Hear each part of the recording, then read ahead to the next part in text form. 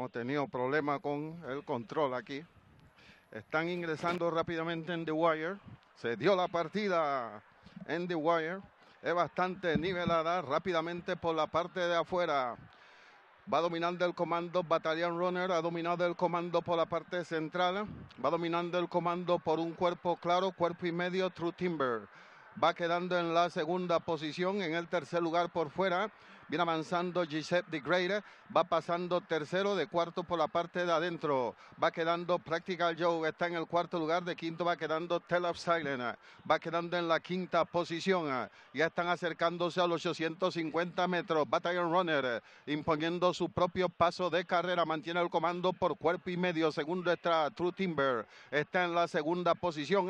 Por fuera Giuseppe the Great. Va avanzando tercero. En el cuarto lugar por dentro viene avanzando Practical Joe, tratando de avanzar del cuarto lugar. De quinto ha quedado Tale of Silence. Está en la quinta posición, acercándose a los 500 metros. El comando lo mantiene Battalion Runner. Mantiene la punta siempre por cuerpo y medio. Por fuera Giuseppe the Great. Va quedando segundo. Por la parte de adentro viene avanzando rápidamente Practical Joe, acercándose a la recta final. El comando lo mantiene Battalion Runner. Mantiene la punta por tres cuartos de cuerpo. Por la parte de afuera están atacando los ejemplares. Giuseppe the Great va atacando por la parte de afuera y viene avanzando también Practical Joe, también viene avanzando por fuera. Allá va Practical Joe, va pasando de vía hacia el comando. Practical Joe ha dominado el evento estelar con Joel Rosario, cuerpo y medio. Practical Joe se gana la estelar hoy. Segundo está finalizando Tale of Silence, tercero está finalizando Battalion Runner.